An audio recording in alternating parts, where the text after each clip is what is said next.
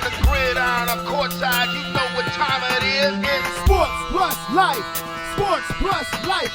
ringside or front court or field pass, we ballin', no. Knuckle up or buckle up, I tell it like it is when I'm on my show. Home run, slam dunk, knockout, or got some dough. Sports plus life. Yeah. Sports plus life. Yo, yo, yo, yo. What's up? What's really good? It's your boy Brandon Brevon Towns, host of that show called Sports Plus Life. You feel me? Oh, and you know what's going down today, bruh. So guess what? Turn it off, turn it all the way off now. Yeah. How's everybody doing today? I am working strictly off of adrenaline right now. I hope everybody has a wonderful day, and please allow me to reintroduce myself. My name is Brandon Brevon Towns, host of that show called Sports Plus Life, that there sports podcast where we talk about all of the necessary topics in sports and all of the necessary topics in life. And I hope everybody is doing well, doing great. It's Monday evening. It was high 80 degree day, but beautiful day. Great weather day here in the Richmond, VA. It is, again, I just said Monday, mañana, June the 5th, 2000 of the 23. And for Henrico County Public Schools, this is all local news here. Henrico County Public Schools, this is the last week of school. Ain't that a book? I guess this is the advantage of having the school year start on August 29th, this past school year, is you end the week early too. June 9th is the last day of school. So after Friday, which is a half day, I will now have a 7th grader and a 2nd grader. My kids is going to the next grade. Hey, yes. Go Roman, go London, go Roman, go London. Just remember, people, like I said, strictly off of adrenaline. But yes, this is the last week of school. I like to give everybody shout outs. Not just my black and gold fam, but my fam in general. I love you all. And also, great service at church this past Sunday at St. Paul's Baptist Church, Creighton Road campus. Wonderful. Pastor Lance Watson just knows what to say. He knows how to say it. That is our preaching somebody. And I'm going to get my shout outs good before my mouth turns foul eventually as this podcast goes. I'm going to give my shout outs to my church while I'm keeping it clean, because once that buzzard sounds, who knows? Anyway, hey, I'm just keeping it 100. But yes, this is the last week of school. Church was great. Weather is great. I just wish, you know what's annoying me right now, and I'm gonna keep it clean because I just got finished talking about my church. Why isn't the pool in my complex open yet? I'm like, come on, what WT heck? I mean, come on now. My kids is waiting to go swimming. They've earned it, and I'm ready to go swimming. Shoot. Anyway, are you guys ready to enter the realm of sports? I'm ready. You ready? We ready? They all ready. Let's get to it. Remember last Monday, I started the show by just blasting the Miami Heat, feeling like they were about to be the first team in NBA history to blow a 3-0 lead to the Boston Celtics. I mean, I clowned them, and not even in a fun manner, because I hate Boston. I don't like them. I done started, the buzzer went off now. My mouth is free to go. Fuck Boston. That's the way I feel about it. I mean, and it's like, bro, I was done. But somehow, some way, the Miami Heat defeated the Boston Celtics a week ago to the night. They blew Boston out by 20 points. Advanced to the NBA Finals, so it was actually right 2 weeks ago when I said the Finals is going to be the Nuggets and the Heat. Excellent. So, game 1 happens on Thursday. Denver does their thing. Jokic has a triple-double. And the Nuggets win. It wasn't, at times it felt like it was going to be a complete whitewash. The Nuggets were up by as many as 21 or 25, something like that. Miami made the score respectable in the fourth quarter. But it was a double-digit victory for Denver in Game 1. Last night was Game 2. Miami got off to such a hot start. Adjustments were made because in Game 1, I don't even think Kevin Love played in Game 1. In Game 2, Kevin Love started, and that specifically was for Aaron Gordon because Aaron Gordon got out the gates flying in Game 1. He was playing like his character Casper in Uncle Drew. So Spo makes the adjustment, puts Kevin Love in there. You know, Aaron Gordon doesn't have nearly the type of game that he had in Game 1. But Miami had a hot start, and then Denver started flipping the switch. Actually, when Jokic went out, they went on a 40-14 run, and I'm like, chalk this up as another win for Denver. But them damn Miami Heat, and I don't say that in a negative fashion because this is something special to watch. The Miami Heat somehow, some way, found a way to come back and tie the series up, one game apiece, in the NBA Finals, and that's cool. Now, was it, a playoff Jimmy night where he put up 30 or 40? No, it was a more balanced attack, if anything, by the Miami Heat. Now, Jokic went berserk. Jokic had 41 points, but I think that was a planned attack. I think it was a planned attack for Miami to say, hey, let's keep him from having 10 assists by halftime like he did in Game 1, and let's make him more of a scorer. Because when he's a facilitator, the Nuggets don't fare as well. Because when he scored over 50 in one game against Phoenix, Phoenix won the game. So, Jokic had 41, double-double, not a triple-double, only had 4 assists. And Miami won the game 111-108. Jamal Murray missed a game-tying 3 at the end. But as far as Miami, the scoring was more balanced. Jimmy Butler had 21. Bam Adebayo had 21. Gabe Vincent had 23. Max Strus had 14 after going 0 for 10 in Game 1. And for the Nuggets, you had Jokic with 41. Nobody else had over 20 or over. Jamal Murray had 18. Aaron Gordon had 12. Michael Porter Jr. needs to show up. It's really that simple. Michael Porter Jr. had a very good Game 1. But he tends to drift. And that's one thing I've noticed with the Denver Nuggets. They are a supremely talented team. But one thing I noticed in their series with the Lakers and in their series thus far with Miami is that once they get up on you big, it's like they flip the switch to cruise control. They take their foot off of the gas. Because for all intents and purposes, the Nuggets should have blown Miami out last night. Duncan Robinson had a fourth quarter, had a hell of a fourth quarter, 10 points, I believe, all in the fourth quarter, and was mean mugging. You had Duncan Robinson mean mugging. Like, if I'm Mike Malone, I'm just playing him that video by itself of Duncan Robinson mean mugging. I'm like, you have got to be effing kidding me. Duncan Robinson is running up the floor mean mugging like he the shit. And, you just have to embrace this Miami Heat team. Now, Denver is running a 8-man rotation. It's quite simple. And if I was Denver, to be honest with you, if I were Denver, I would play Reggie Jackson. Reggie Jackson is on the bench. Reggie Jackson is a more than capable point guard and a more than capable playoff performer. I would definitely give him some run. Denver's running an 8-man rotation. Their starters, and then Jeff Green, Bruce Brown, and Chris Braun. And on the contrary, Miami is running a 10-man rotation with their starters, Duncan Robinson, Highsmith, who's been a very good player since they inserted him in the Boston series. Caleb Martin, who didn't start last night because Kevin Love did, and that was a necessary switch.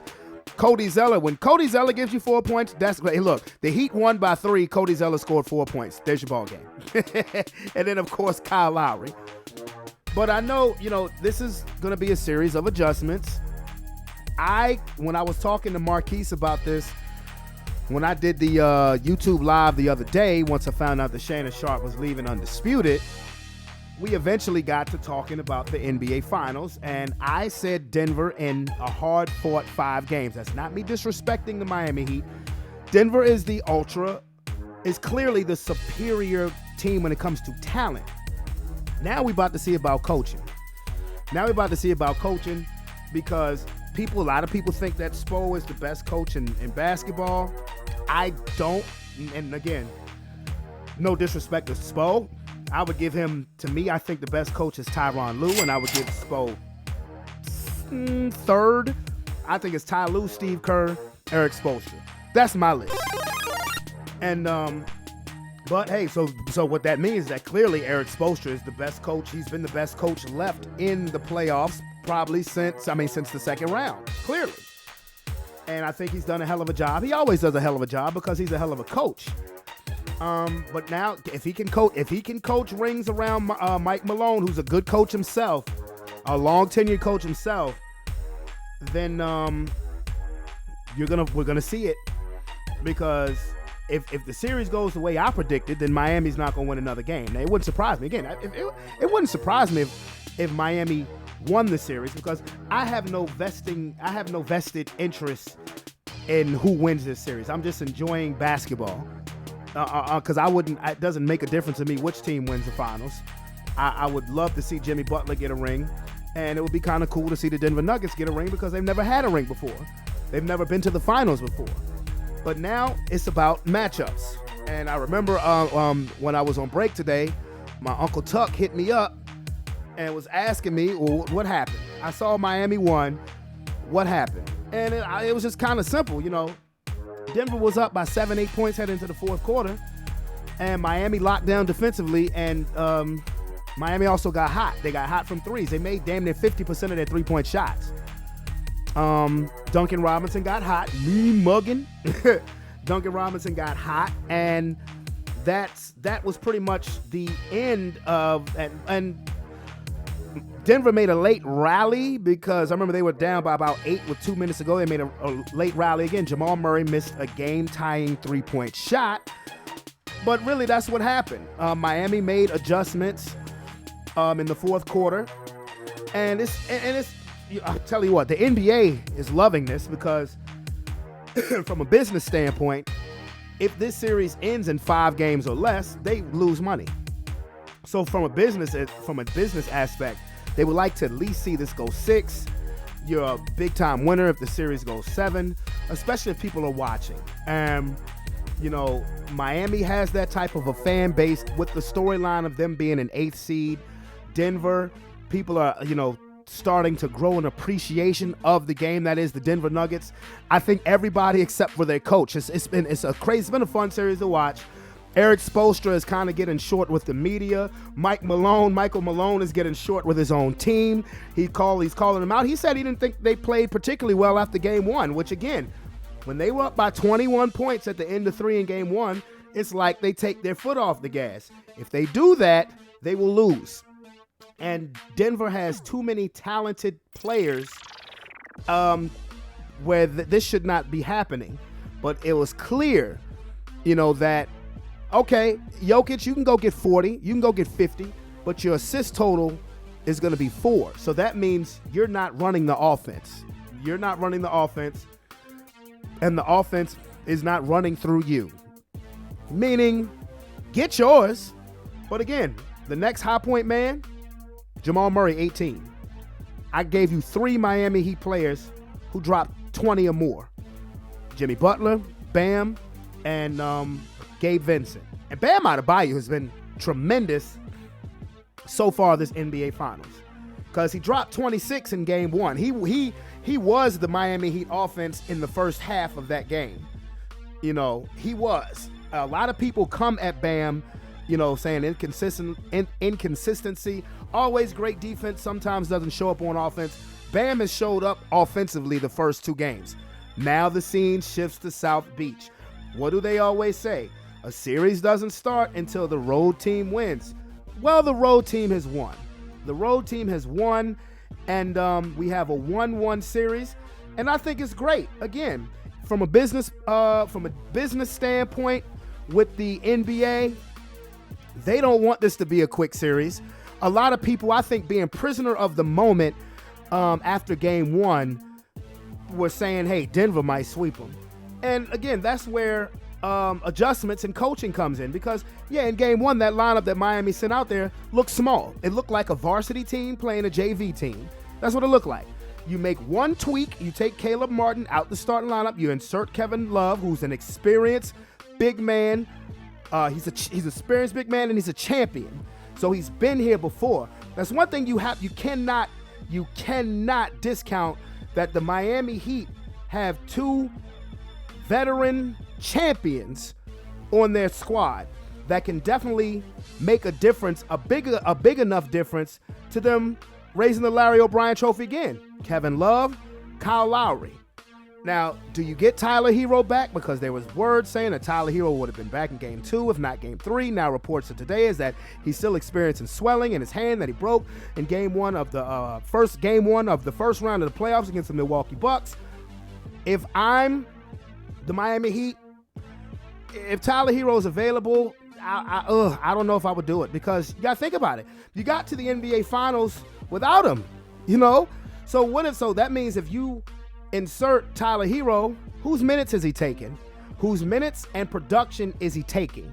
Would it be Gabe Vincent? Would it be Caleb Martin? Would it be Kyle Lowry? Would it be Kevin Love?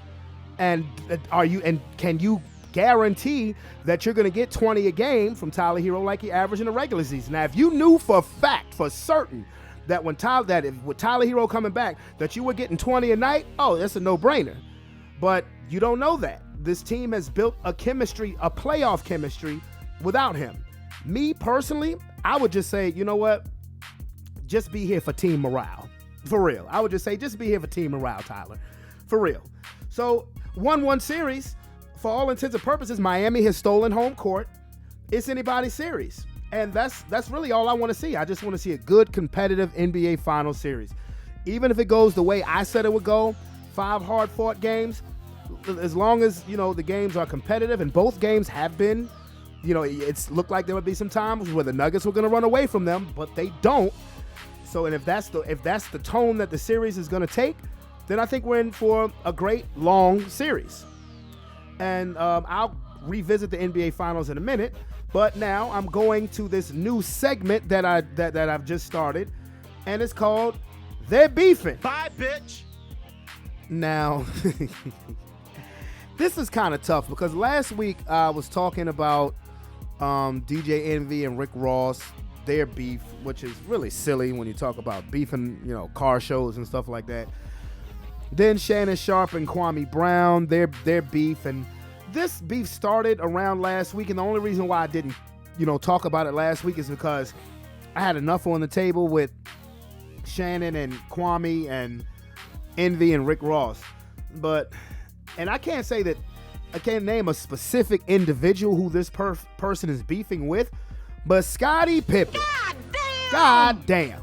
I mean, Scottie Pippen was on the Dan Patrick Show, and I guess his opinion was asked about who he thinks the greatest player of all time would be, and Michael Jordan's name got brought up by him. Just listen. LeBron will be the greatest statistical guy to ever play the game of basketball. And there's no comparison to him. None. So, does that make him the greatest player to ever play the game? No. I'll leave that out for debating, because I don't believe that there's a great player, because our game is a team game, and one player can't do it. Like, I seen Michael Jordan play before I came to play with the Bulls. You guys seen him play. He's a horrible player. He was horrible to play with. He was all one-on-one. He's shooting bad shots. And all of a sudden, we become a team and we start winning. Everybody forgot who he was. I mean, tell him how you really feel, Scotty.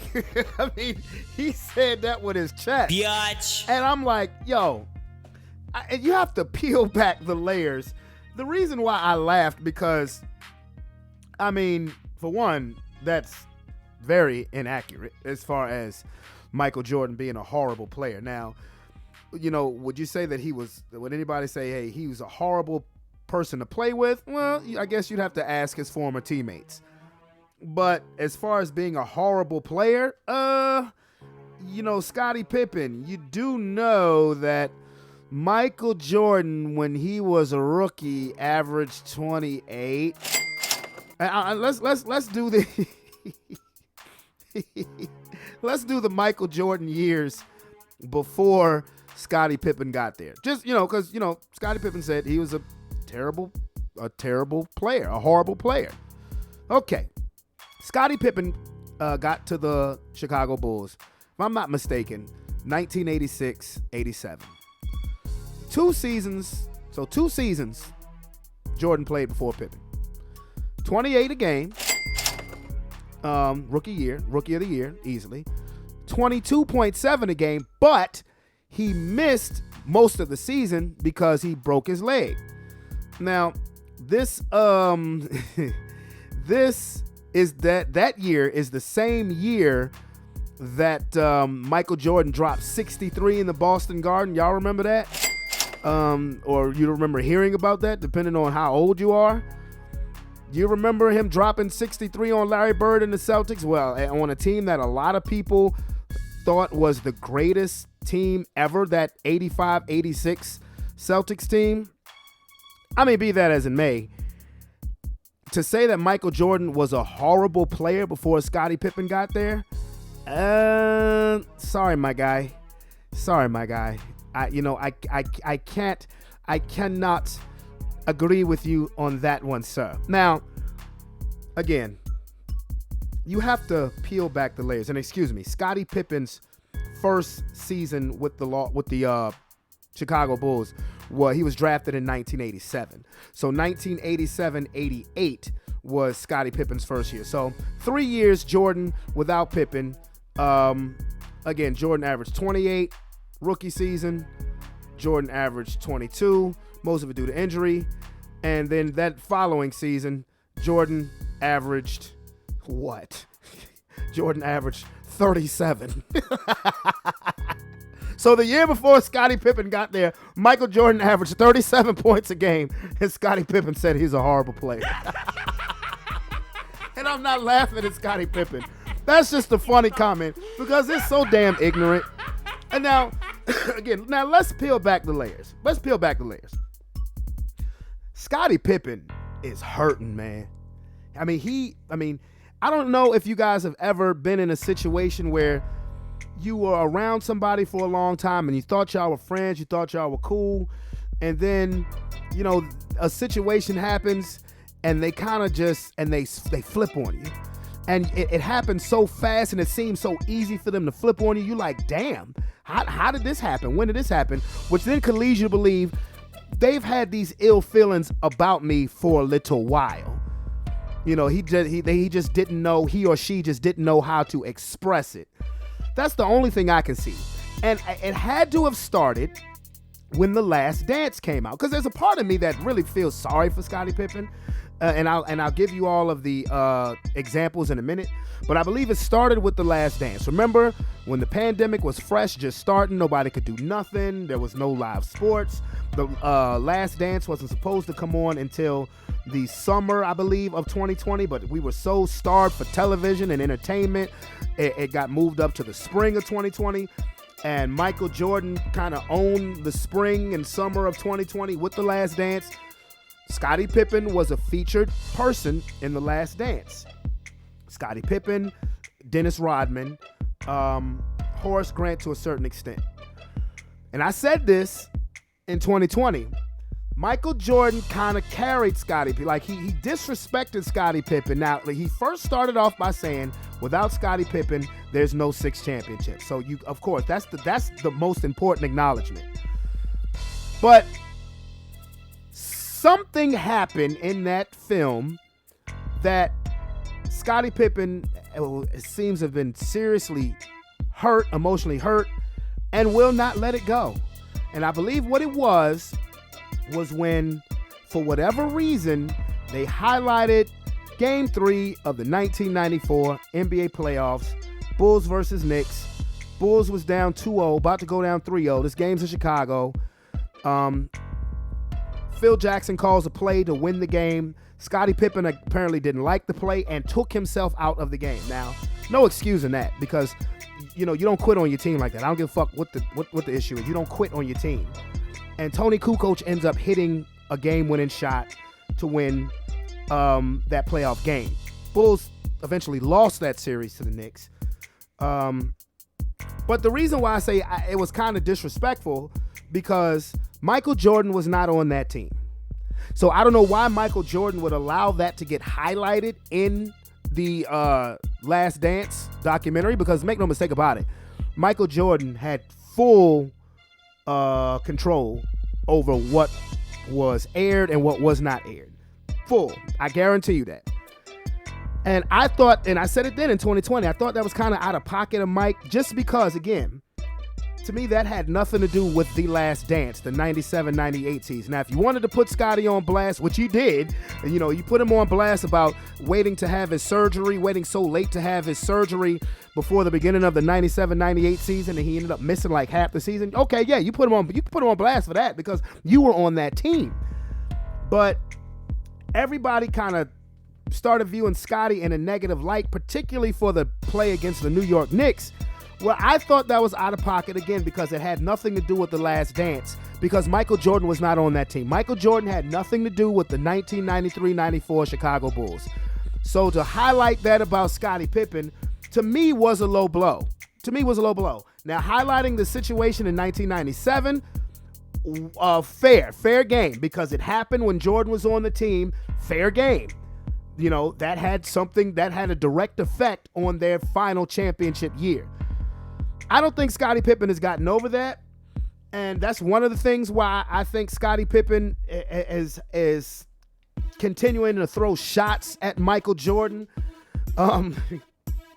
Just the horrible player thing is funny. Another thing, you got to take all of this stuff into consideration. Now, Scottie Pippen is one of the greatest small forwards in NBA history, and he still at times has to hear people disrespecting his name about the way he played, saying that no, he was carried by Jordan. If Michael Jordan can come out and say there's no 6 championships without Scottie Pippen, then nobody else, no media person or persons should say, well, I don't think Scottie Pippen was that good of a player. Well, Michael Jordan disagrees with you. And the year 93-94, when Jordan played baseball, Scottie Pippen was second in the MVP voting to Hakeem Olajuwon that year. The Bulls won damn near 60 games that year. So it's not like Scottie Pippen, when Michael Jordan retired for the first time, it's not like Scottie Pippen was a bum. He was not. He was second in the MVP voting. He was actually All-Star that year MVP that year of the All-Star game. And to hear, and I'm pretty sure Scottie Pippen hears all of this stuff, and it just gets on his nerves, because you're like, you could never carry the team. You were Robin. Look, there's nothing wrong with being Robin when your Batman is Michael Jordan, And then on top of that, the personal stuff, the personal issues. I mean, Scottie Pippen, there's been investments that he's tried to do that hasn't worked out. And then his wife, then his ex-wife, Lord have mercy, Larsa Pippen, just out here thought boxing it after they break up. And matter of fact, she is in a relationship with Michael Jordan's son. My God. So now you got issues with Michael Jordan, and then your ex-wife, the mother of your children, is fucking Michael Jordan's son. And I'm pretty sure after Michael Jordan had heard that comment on the Dan Patrick Show, he probably called up his son Marcus and was like, "Hey, let me tell you something, son. The next time you tap in that, make her call you the GOAT." Because Michael Jordan gains nothing from clapping back at Scottie Pippen. Michael Jordan's been mum, and he'll continue to be mum. He gains nothing by clapping back at Scottie Pippen. But, good. Think about this with Scottie Pippen. You have people not putting respect on your name as a basketball player. Michael Jordan kind of disrespects you on his documentary that the world saw, because everybody was watching it because there was really nothing else to watch during the pandemic, except about how many people died from COVID. You had to deal with that. Then you got your wife thought boxing it around, your ex-wife, mother of your kids, out here having sex with current NBA players. And then on top of that, she is now having sex with Michael Jordan's son. Yikes. And then on top of that, if you want to have deja vu, You used to be the Chicago Bulls ambassador. They have replaced you for Tony Kukoc, just like Phil Jackson replaced you for Tony Kukoc in that Game 3 in 1994. But you know who I feel sorry for the most in this whole situation? Scottie Pippen Jr. My God, because there are current NBA players that has slept with your mama. You niggas are crazy. Actually, Scottie Pippen Jr. is currently on the Los Angeles Lakers roster. Who did Larsa Pippen, before Michael Jordan's son, who was she having a relationship with, a sexual relationship with? Malik Beasley. Who did Malik Beasley get traded to in midseason? To the Los Angeles Lakers. How you think that went in practice? You think there was a couple of side eyes given? Oh, there's Scottie Pippen Jr. Oh, here's Malik Beasley. Hey, man, I'm pretty sure teammates saying, yo, won't you fucking his mama? I'm serious. I feel sorry for Scottie Pippen Jr. because it's current NBA players and teammates of yours that has smashed your damn near 50-year-old mama. I mean, damn, you can't make this up. You truly can't make this up. And now, it's a podcast Monday. I have friend, family of the show, resident Bulls fan. Ain't heard from him in a minute on the show. You heard from him a couple weeks ago on a YouTube live of mine. But Tony, what up, dude? Yo, what's going on? You tell me, you are the diehard Bulls fan. Probably some of the best times of your life was during the 90s, I'm sure, during that Bulls dynasty, at least sports-wise. How do you feel about Scottie Pippen's recent comments in regards to Michael Jordan? Like I said, Scottie tripping. It's at the end of the day, I think a lot of this is brought on by his ex-wife. I think she's at the core of all the ego problems with Scottie right now. Everybody knows it's no secret that Jordan's son is dealing with ex-wife. Michael Jordan is not responsible for his son's choice, nor his ex-wife's choices. His son is in his 30s now, so no, he has nothing to do with that. Right, and I understand it's a bad look, but what you're doing, Scottie, is a bad look because ain't nobody in their right mind. Bruh, but before Scottie Pippen joined that team, Michael Jordan had one of the greatest seasons ever. Yeah, I bought this up. I played the clip of when he called Michael Jordan a horrible player. I gave Michael Jordan's average, his rookie year 28, his second year 22, primarily because of the injury. And then the season before Scottie, he averaged 37 points. Yeah, you can't make this mess up. So, at the end of the day, and then look at Scottie's average. Look at Scottie's average over the next several years. You understand? He didn't reach that Hall of Fame Scottie, for a number of years. And how did he get there? Playing alongside Michael Jordan. Scottie tripping. I just think all this is sprouted from his ex-wife and, the problems with that probably still exist between them. And Jordan got the bullseye on his chest, and Scottie ain't got nothing better to do but gripe about that. That's the only reason why the only way he can remain somehow relevant. The crazy thing is, Jordan is not even, trying to do that in terms of relevancy. Well, I said this, that, Michael Jordan gains nothing if he claps back at Scottie Pippen. Now, if I was Scottie Pippen, these are things that I would do. Like, before I came out and did all of this public stuff, I would have maybe tried to call and talk to Mike. And if Jordan said, you know what, Scottie, fuck off, okay, maybe then something like that. But this is the layers that I pull back. So try to follow me on this. Clearly, Scottie Pippen felt some type of way from The Last Dance. I brought that up because I had to bring back up, the notion where me personally, I thought Michael Jordan was out of pocket for bringing up the whole situation in 94 against the Knicks, only because he was not on that team. And that had nothing to do with The Last Dance. Now, him bringing up the situation about Scottie Pippen waiting so long to have surgery before the 97-98 season, that's in bounds because he was on that team. He can bring that up. But then after that, people start looking at Scottie a different way. You have certain media heads who don't put a lot of respect on his name, because, saying that Jordan carried him. Michael Jordan said, no Scottie Pippen, no 6 rings, period. But then we bring up the wife. Wife thought boxing it out. Wife who has slept with current NBA players, wife is now sleeping with Michael Jordan's son. And you know, and it's weighing on him emotionally. I don't think he should carry it this way. But you know who I feel the most? You know who I feel the worst for, Tony? Who? Scottie Pippen Jr. I tell you why. Yeah, I thought about that too. I tell you why. Because before Marcus Jordan, who was Larsa Pippen with publicly? I don't know. Malik Beasley from the then Minnesota Timberwolves. Who did Malik Beasley get traded to this offseason?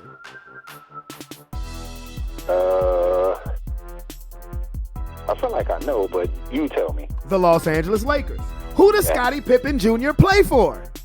Let me guess. The Los Angeles Lakers. So how do you think that practice went around when you probably got teammates kind of nudging Malik, hey, won't you fucking his mama? Won't you fucking his mama? Well, that would have to be as awkward as Delonte. Maybe even more awkward than Delonte, because at least that was a one-off. That was supposed to be a secret. Yeah, that was a one-off, and Pippen's ex is... This was public. And she was like a fourth or fifth. Yeah. Like, how many players in the NBA, including teammates, has your damn near 50-year-old mama slept with in the last year? Come on now. I feel bad for him the most. Yeah. All of it's ugly, all of it's ugly, but the only thing I'll say about that is Scottie Pippen has made some very poor life choices. Yeah. Or investments. That too. Things. And so I think all of this is just coming to a head. But at the end of the day, show some class, Scotty. Come on now. Show some class. Right now, you're just talking out your head, and nobody takes you seriously. As a matter of fact, most people are suggesting he get mental help. I've heard a lot of that. And it's like, because there's a part of me that feels bad for Scottie Pippen because of all of those layers that I peeled back. But at the end of the day, you're a damn near 60-year-old man, bro. You're a damn near 60-year-old man. And, you're... Clearly he had these feelings for Michael Jordan, but he never had a reason to bring them out publicly. I think once The Last Dance came out, Scottie just said, fuck it. Because he wasn't the only person. Remember, Horace Grant came out tough about Michael Jordan, but he left it strictly at the documentary. You ain't heard nothing about that from Horace Grant since. I mean, Horace Grant was like, yeah, I wanted to beat his ass. Yeah, I tried to beat his ass. But that was all based on... You know what, though? For every Horace Grant, there's a Bill Cartwright. And Bill Cartwright summed it up the best. He said that the people that have a problem and had a problem with Michael Jordan as a teammate is soft. SOFFFTTT. He's like, I never had a problem with it. I understood you got to motivate. You got to give these... Well, you do know... I don't know if you remember... I don't know if you remember the story that came out about Bill Cartwright and Michael Jordan, right? Do you remember that? Yeah. Yeah, he told Michael Jordan, you ever disrespect me like that again in front of the team, I'll break your legs. Right. I'll break both. But that's how he had to carry it, though. Exactly, and that's what Bill Cartwright said. He said Jordan respected you if you stood up for yourself, and then took it out to the court. Yeah, but if you was just a punk, he was going come at you. Yep, he was going to come at you. Yep. So what does that say about them people that's crying and whining about him? Well, Horace. I can from a grown man aspect. When Horace Grant said what the situation was, I look.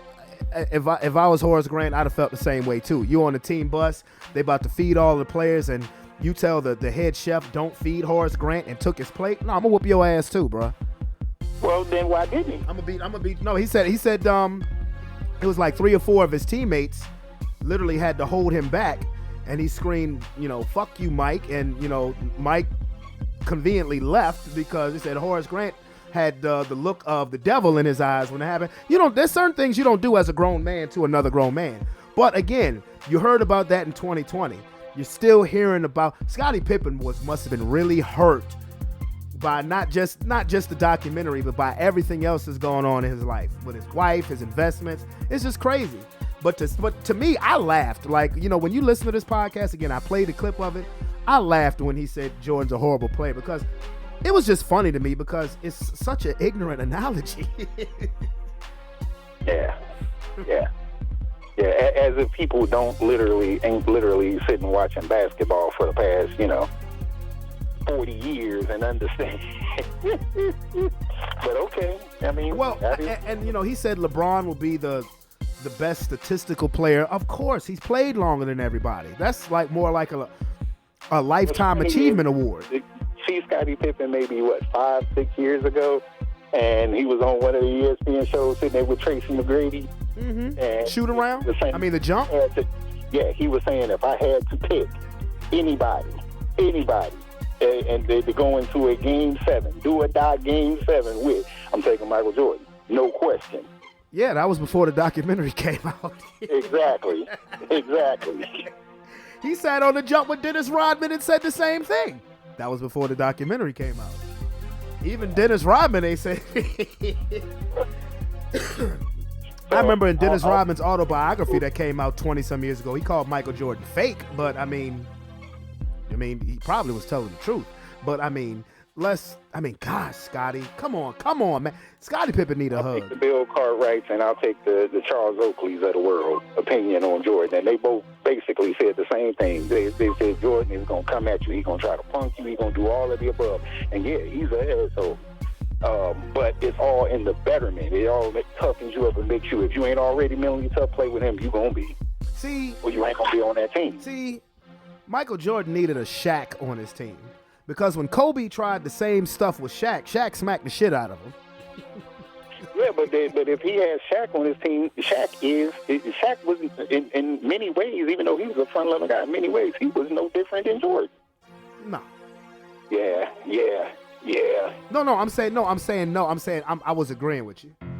No. But I never, outside of Kobe, I never heard anybody say they had a problem playing with Shaq. But it's just, as the resident Chicago Bulls fan, I had to get your opinion on this Scottie Pippen Steve Kerr.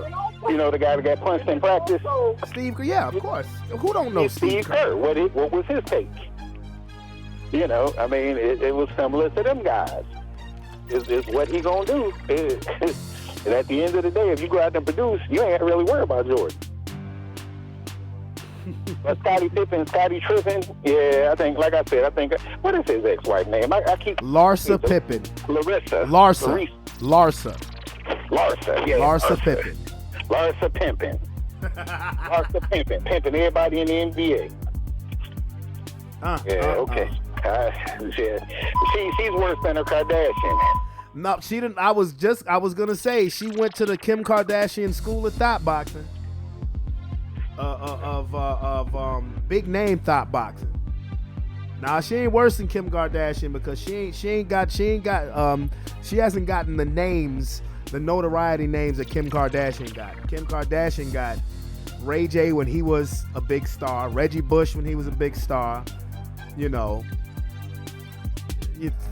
resume is a little bit better than Larsa Pippen. Yeah. But that's my take on things. I think it begins and ends with the ex-wife. I think that's the whole problem. And I just think that it's a culmination of things with Scottie. I don't think Lance Dance helped. I think you're right there. But I also think that, the financial stuff and, the stuff with her, Scottie needs to find something to do to occupy his time. Something. Scottie needs something to do to make some money. I understand, he also seemingly has a little kind of side grudge thing with the Bulls organization because he was their ambassador. Yeah, now it's Tony Kukoc. Right, and I think he thought that it was going to maybe materialize to him being on the bench, as a coach. Maybe that's what the grudge is, but, Tony Kukoc ain't even getting that. So I don't know.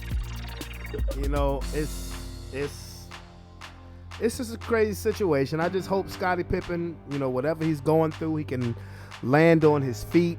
I'm sure he can still be involved in the game of basketball in a way where he doesn't kind of have to make him, because he's turning himself into a pariah. And I don't think that's the way he wants to go. But how are you feeling about the finals so far? Yeah, I feel like the Nuggets should be 2-0, but I think that like the coach said, lack of concentration and them turn. Condavious Caldwell-Pope, what are you doing, bruh? No, not him. Damn that. Michael Porter. Yeah, them two dudes, you might as well say they cost them that game. Yeah. You know, I don't. Yeah. Outside of that, you know, they should be up, and I commend Miami for just playing the game that's in front of them. But you know that, and I also commend them for that zone defense where they're forcing Jokic to be more of a scorer than a facilitator. But still, them two dudes, Michael Porter Jr. and Contavious Caldwell-Pope, what are you doing? Especially Pope. You just can't resist. You got to foul the 3-point shooter. Right. Yeah. Can't resist. So, you know, but I think they'll be okay. They'll right the ship. I think they'll be okay. Miami's tough, but I think they'll be okay. Cause I was just getting ready to ask you, what do you think? What is your prediction for an end result to the series? Yeah, I think me personally, I think 5. I don't think it goes 6 or 7. I still think 5 because I think last night the other game was an anomaly. Mm-hmm. Denver melted down. They melted down, and it wasn't necessarily because Miami. It was just bad basketball.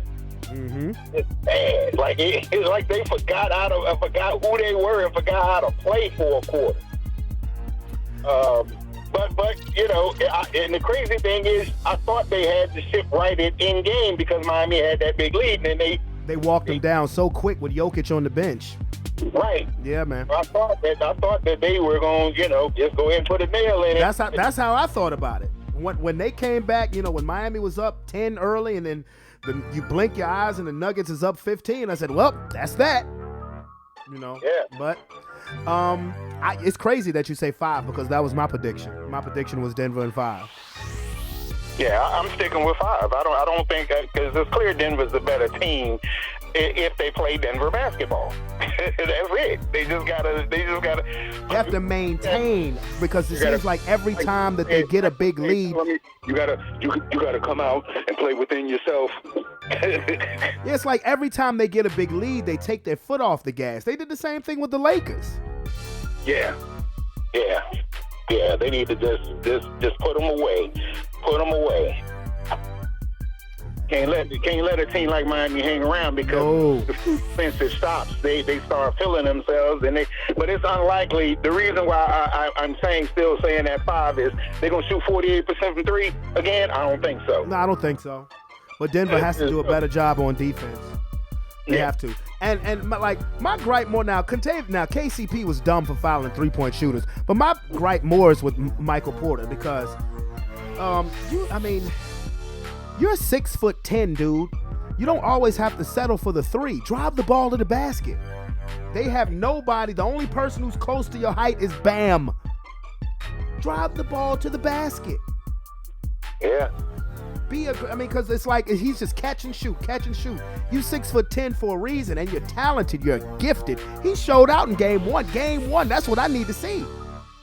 Put back dunks and stuff like that. I mean, you know, yeah. I mean, but definitely, you got to get more than other people other than Jokic, because I believe that if Jokic scores 30 or 40 a night, I believe Denver can still win because I believe Jamal Murray is that good. But Miami, more balance. Jimmy Butler 21, Bam 21, Gabe Vincent 23. Duncan Robinson saves the game in the fourth quarter, and mean mugs. How about that? Yeah. Duncan Robinson, who 2 months ago was completely out of the rotation, and mean mugging now in the NBA Finals. Who knew? Meanwhile, back at the ranch, I'm taking it all in because whether people realize it or not, one, they're watching an all-time great. They're watching a dude that could have played in pretty much any era. Oh, Jokic? They're watching the current MVP. I don't give a fuck who they gave the award to. Oh, Jokic, yeah. They're watching the MVP because that dude, in the big picture, what is an MVP? Well, most valuable player. Yep. He can be that scorer dude and take control of the game, or his biggest asset, which you look all through the Hall of Fame, and you can look at a bunch of point guards, right?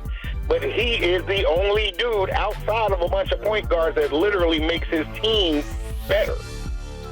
Absolutely. Every time down the floor, he makes them better. Absolutely. Calvin sent me a text the other day. Let me see if I still have it, because I'm going to read it to you. Calvin sent me a text, and it was about Jokic. Do I still have it?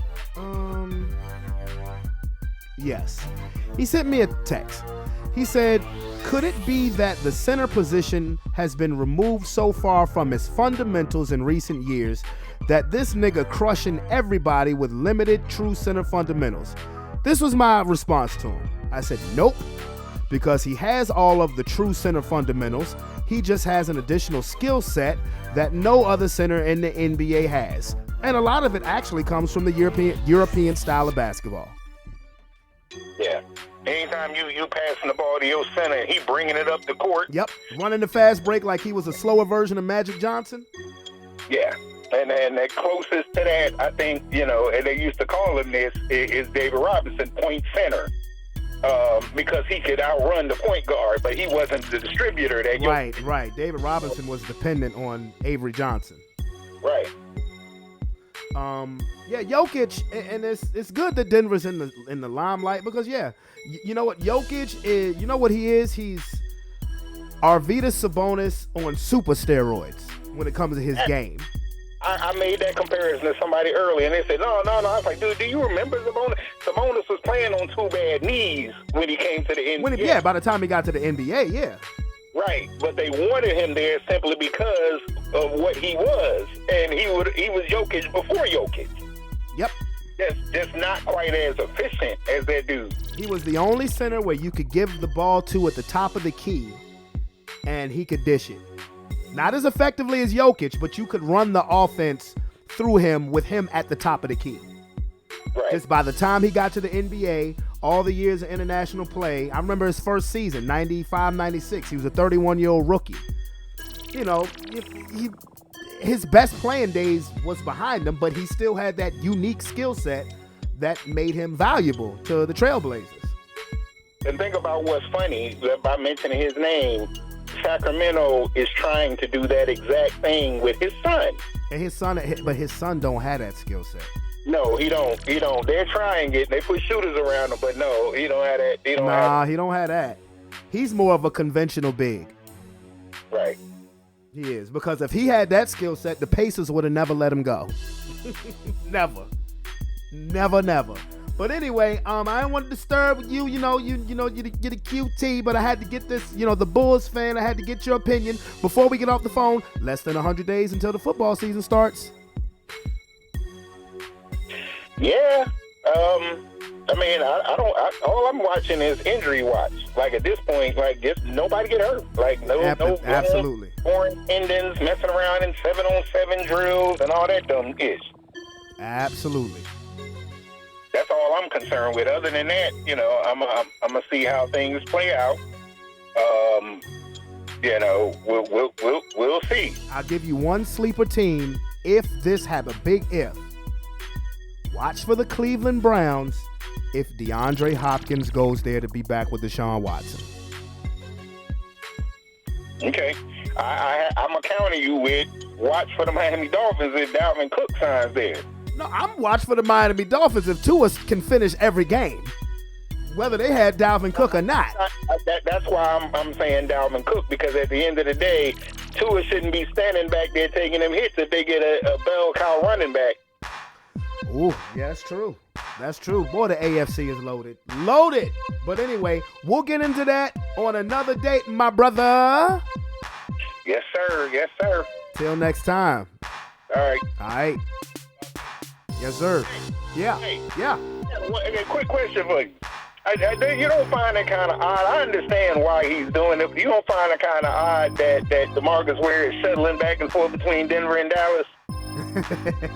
Low key. Like in all the OTAs, he's there unless he's not. And where is he if he's not there? He's somewhere in Denver. Well, because he knows that even though, he only played 3 seasons in Denver, but, he had 3 awesome years, including the Super Bowl championship year. They're doing with DeMarcus Ware the same thing they did with Peyton Manning. Let me ask you something. Do you ever see Peyton Manning in Indianapolis? No. Where do you see Peyton Manning at? I don't know. I've seen Peyton in a lot of places. Denver. He's been at the games. Yeah, I thought it, and the interesting thing I guess I think about it is, so you're not just going to put him on staff, you got him working. I thought, DeMarcus Ware? Yeah. I thought DeMarcus Ware, when he initially retired, I thought the Broncos had given him a job on their staff. Maybe I was wrong, or maybe he only had it for a year, and I don't know. I mean, hey man, he had most of his glory days with Dallas, but his last glory days and his Super Bowl years with Denver. So he's conflicted, I guess. It happens. Yeah, I don't know. It's kind of weird to me. It happened. Yeah, I mean, it happened. It's higher to do it as a consultant or something, anything. Oh, you saw Leonard Floyd sign with Buffalo. Yeah, I saw that. Smart move. It's a smart move because they say Von Miller's going to be ready by week 1. When you have an ACL injury, particularly in Thanksgiving, he may be in uniform, but he ain't going to be Von Miller, not until December. That's why you're bringing Leonard Floyd in for insurance. Yeah, it's a 1-year deal. I guess it can't. Yeah, because Von Miller's going to be limited when he comes back. They'll probably have him as a situational pass rusher. That's what I was going to say. Buffalo rotates out their whole line, don't they? Yep. and they just signed Ed Oliver to a fat deal. Right. But yeah, he'll be a Von Miller for the first 3 quarters of the season. Will be a situational pass rusher. But anyway, I'm gonna get at you, bruh. All right, man. Yes, sir. My man Tony. Ain't talked to him on the podcast in a little bit. But yeah, as the resident Chicago Bulls fan, I had to get his opinion just because Scotty tripping right now. And to add further to that, Podcast Monday, Brother Sean, Big C, Big Calvin, what it do, fellas? What's good? I gave the option of let's talk NBA Finals, let's talk Scottie Pippen. Immediately we started getting to the Scottie Pippen topic. So, both of you guys are aware of the comment Scottie Pippen made because, Sean, what Scottie Pippen said, I literally gave it to you word for word. That was his comment. Calvin, you heard the comment as well. Calvin, I'll start with you. What do you think of, first of all, the comment about Pippen to Jordan? First of all, he's just saying this. He's a little salty. You know what I'm saying? Just a little salty. They call Michael Jordan not a good player. That's beyond ridiculous. A horrible player. Somebody might need to do a welfare check on him. He not thinking clearly. You know what I'm saying? But that was just downright wrong. Like, come on, brother. Like, you talk about what he was before he got there. Well, what were you before you? Where were you before he got there? And where were you after you stopped playing with him?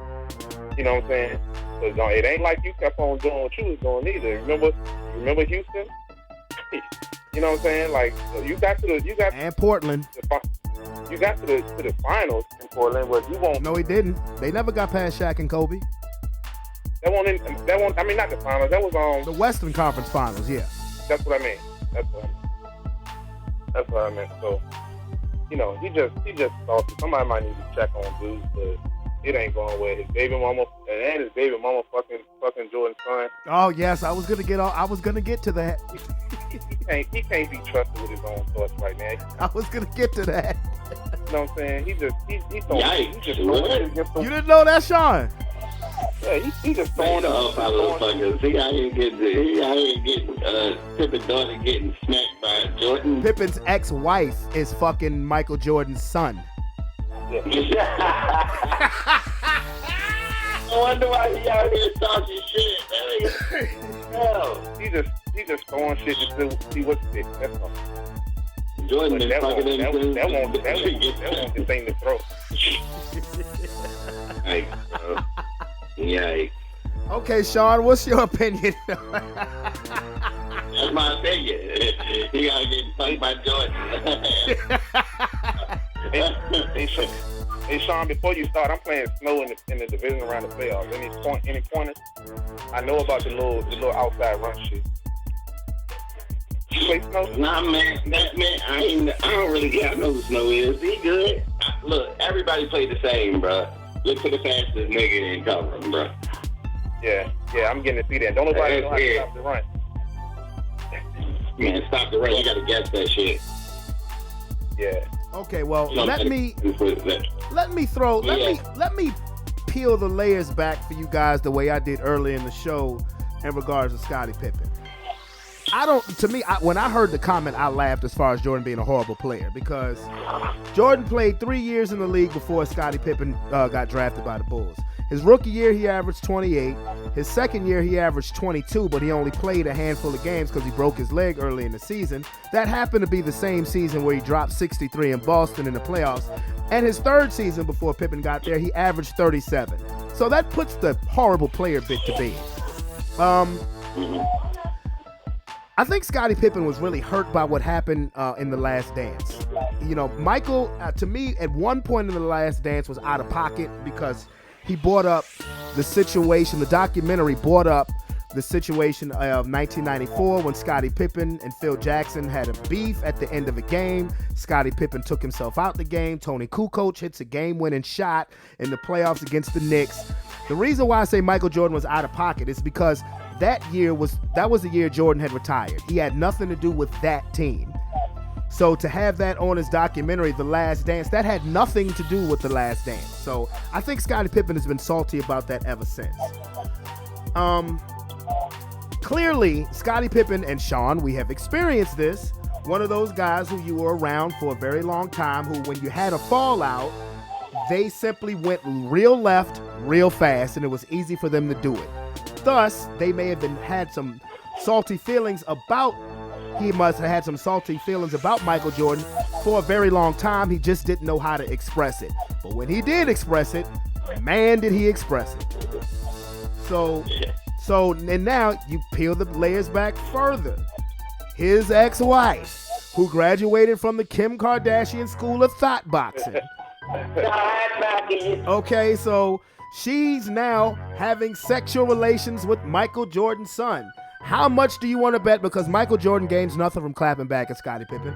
But how much you want to bet there was an anonymous phone call from daddy to son saying, "Hey, Marcus, when you tap that, make her call you the GOAT."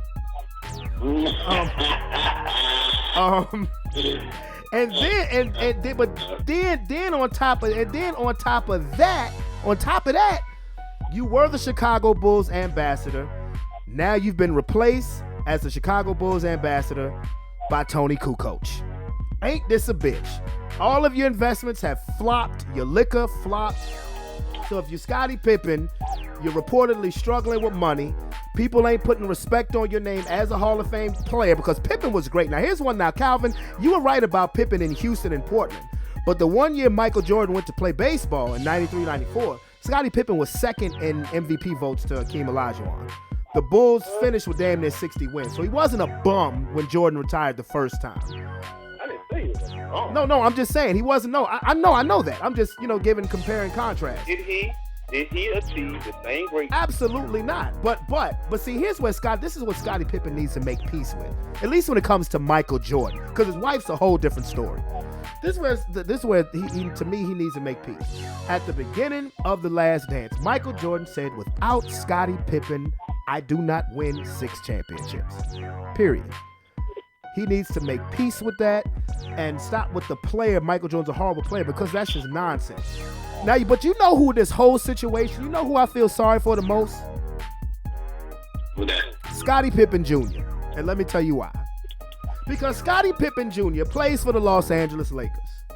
Who got traded to the Los Angeles Lakers from the Minnesota Timberwolves during this season?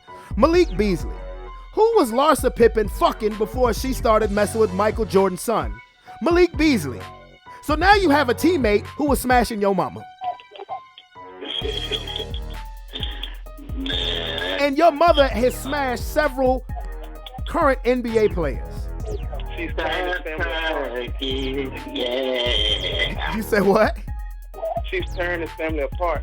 She's Larsa Pippen is tearing his family apart. I feel bad because she's a classic. You know, she made her name off of being Scottie Pippen's wife. She done went to being basketball wife, and now she has fucked Scottie Pippen up. It ain't all Michael Jordan or Michael Jordan's son. Well, Michael Jordan's son that plays. Ooh. But I mean, think about Scottie Pippen Jr. Your teammates is probably bumping Malik Beasley, saying, "Yo, how was she? Was she good?" Talking about because you got LeBron James and you're like, hey, look, my mama do. right. Talking about banging your damn near 50-year-old mama. LeBron know all about that. The life they know all about that. Yeah, but at least that was supposed to be a secret. Larsa Pippen been public. Yeah, because nowadays it's cool to be a third party, our brother. Oh, she graduated from the Kim Kardashian School of Thought Boxing.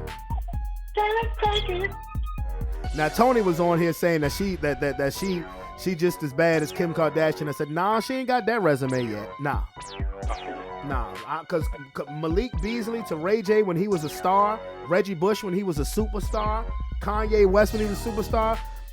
You know, Malik Beasley and Marcus Jordan ain't quite there. You know, that's not quite the resume, but she's on her way. But it's crazy though. Like, yeah, I feel bad for the son. I do. I really do. My witness. It's always bad when your mama out there doing something in public like that, man. Ain't nobody trying to be that dude, man. What's up with your mama, bro? Think about if you get it. You gotta live too, though. But I mean, you still don't want to be that dude. Like, damn, man, what's up with your mama, man? Hey, trying to see what your mama be like. You know. I mean, think about if you get into an argument with this teammate, and he throwed that one in your face, and it's actually true. I'm gonna go disrespect your mama real quick. You gonna have Draymond Green and Jordan Poole all over again. Yeah, that's gonna be terrible. Somebody getting punched in the face. That's no good, bro. That's no good for nobody. And what's LeBron gonna say, bro? I don't know what to tell you. If you his mama, though, you should just be like, man, go do something outside of what your kids do in their business. Go, man, don't mess with their. Yeah, fuck an NFL player or something. Yeah, man, go over there and play baseball or some soccer, FIFA or something. Fuck A-Rod or somebody. Yeah, I mean. Why you got to fuck a current player? Why you got to fuck my teammate? Day-to-day, baby. Yeah, exactly, bro. That's crazy. That's too much. But, you know. That's life in 2023. I mean, you around them all the time. I guess you just like, fuck it, I'm here. Might as well do it. Fuck it. Yeah, man, it's all good, though, man. I mean, they out there living it up, man. Some people do what they do, man. You know what I'm saying? But I just feel like Scottie Pippen just needs to leave Michael Jordan alone. I mean, he been at that man, like, it's like every six months, he got something to say about Michael Jordan, man. That ain't anything about you, bro. Got it. Go ahead and move on, bro. Yeah, he's not. Because, again, Jordan gains nothing if he claps back. Man, I would be I would think the best is a friend, bro, and he'd be working with him. All this business ventures, the shit he got, Scotty, I would be like, yo, like he too busy going against him than trying to be with him, man. It's crazy, bro. But it's common knowledge that the Last Dance was not the average documentary. He had complete control. He sat on his shit for 20 years, and it came out, number one, and he came out when nothing on TV, and Yep. You know what I'm saying? So, and it, you know, all this, I mean, from a non-biased standpoint, most of this shit is just his opinion and how he saw it. You know what I'm saying? And people that saw it his way. You know what I'm saying? Absolutely. But, you know, if it's the only thing that I would like to see Michael Jordan do, and this is fucked up, but I'm just being honest. I would just like to see a reporter ask me, hey, what do you think about Scottie Pippen's comments? And Michael Jordan just pull out his cell phone and say, hey, son, how you doing? And just leave it there. You ain't real messy man, brother. Yeah, man, look at that, man. He already know he hurt, bro. He already know that shit hurt. I mean, but to be honest, all jokes aside, whatever Scottie Pippen is going through, I hope he lands on his feet. because clearly, Scotty has been holding on to these feelings for a long time. But since we're talking about sports, I guess, debate, I'm not going to go to the finals yet. How do you feel about Shannon Sharp leaving Undisputed? Man, he knew that shit was only a matter of time, man. I know he was still disrespected by Skip so many times, bro, and it's almost felt like you on my show type shit. And, you know, he got his own shit he be doing on YouTube. He got a pretty good following, man. He probably go and venture out somewhere else and make his own money, man. I wouldn't be dealing with that shit. I can tell you one thing, I ain't really watching Undisputed no more. Facts. Because I want to stand it, bro. Facts. That shit is coming up off my shit. Immediately. Right. Right after the finals, because that's when he leaves it. I'm going to find me another show to watch. And how convenient is it that on Stephen A. Smith's podcast, he says he would love for Shannon Sharp to be on First Take. Hey, man, if Shannon go to First Take, that's going to be a hell of a show, bro. You already know. I don't want to go over there with Stephen A. because I'm tired of his ass, but, you know. What'd you say, Calvin? Yeah, because you have, so see, for the long time, the format was villain and like, just like wrestling, you got the heel and your babyface. Stephen A. can wear both those things, you know what I'm saying? And for real, he's been wearing being the babyface as of late. And he for the last couple of years who was his heel? Like Kellerman and Max Kellerman, yeah. Yeah, he was his heel. Right now they got the dude Mad Max. He's a heel. Man, he is annoying as hell. I can't watch that show. Who? Mad Max. Oh, Mad Dog. Mad Dog. Mad Dog. Y'all don't like Mad Dog? No, bro. The Mad Dog be running at me sometimes. He annoying as hell, bro. One way or another. Well, what I've noticed with these shows, particularly with First Take and Undisputed, because, you know, they're the same show as far as the content and the discussions, where First Take, to me, still has Undisputed, is they're more creative. They're more creative with this They show. talk about more fucking shit. First, Right, yeah. Undisputed to talk about Tom Brady, Brady, LeBron James, and the Cowboys. and right, yeah, exactly. Then you know you're gonna hear about them all the fucking time, bro. No matter what the fuck they do. Now, what I've noticed is you got to have one Cowboys hater and one Cowboys lover. I think that's why during the football season on First Take, you see Michael Irvin with Stephen A. Smith. That's by design. You know, somebody who'll defend the Cowboys, somebody who will troll the Cowboys, and if the Cowboys win, they can troll Stephen A. I would be interested to see if during the football season, Shannon Sharp joined Stephen A. and Michael Irvin. That would be great.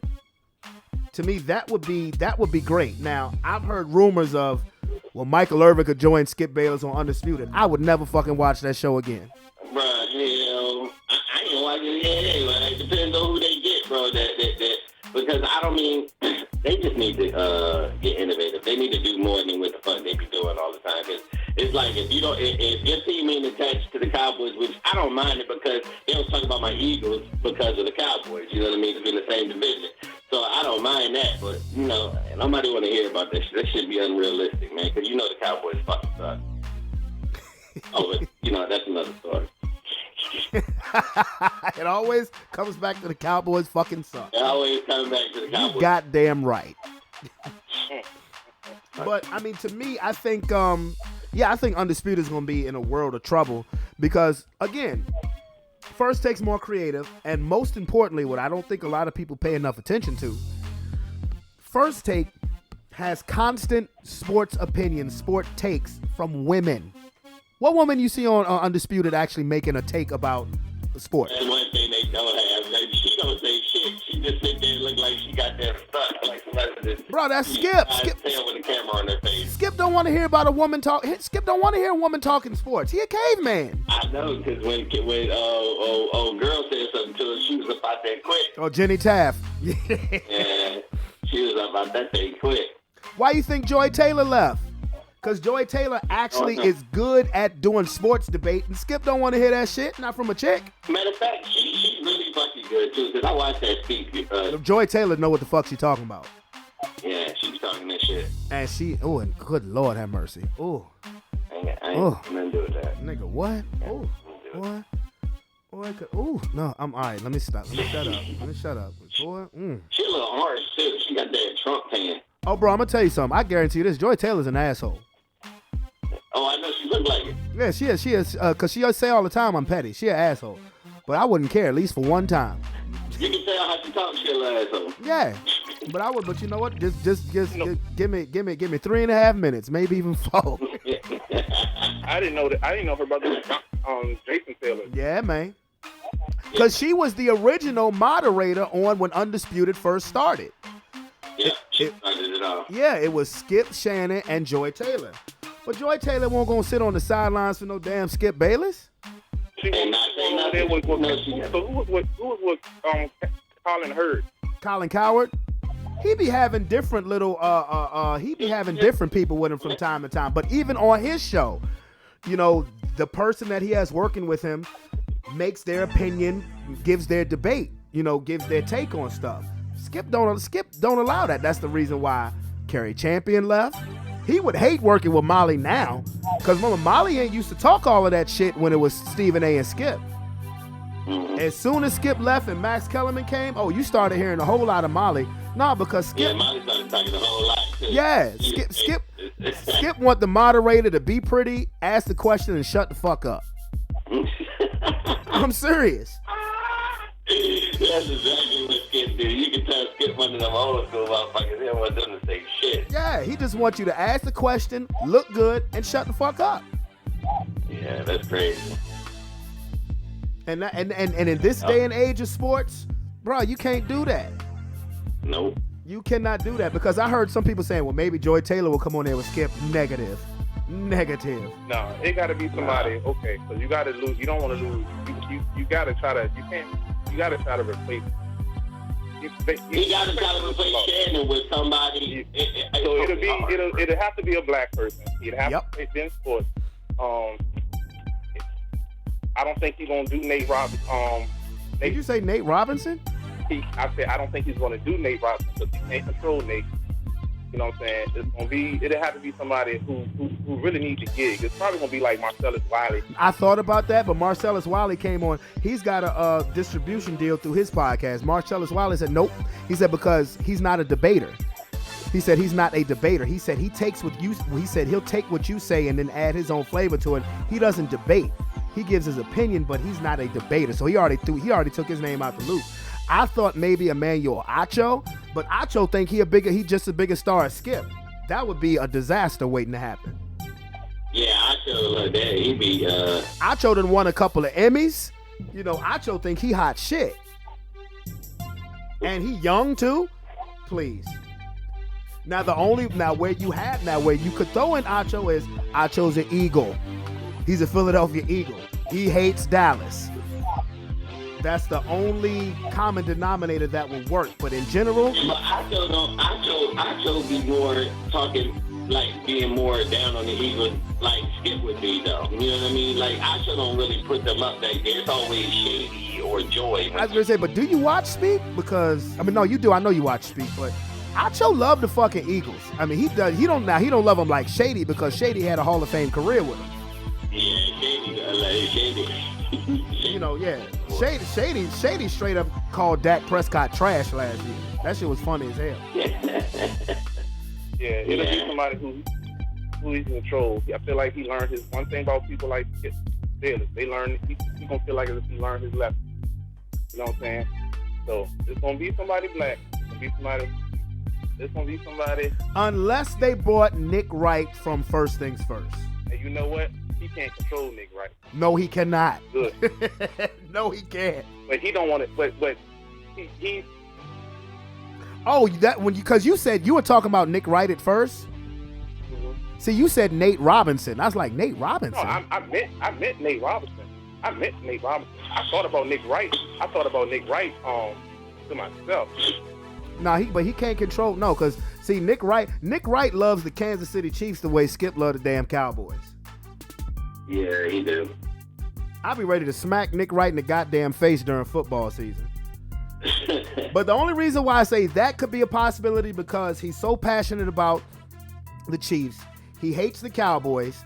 Nick Wright loves some goddamn LeBron James, where Skip is always throwing shade. Nick Wright loves him some guy. He's come out publicly and said he thinks LeBron is the GOAT. So that if you got Nick Wright, you could save the show. But other than that, I think first Undisputed about to go belly up once Shannon leaves.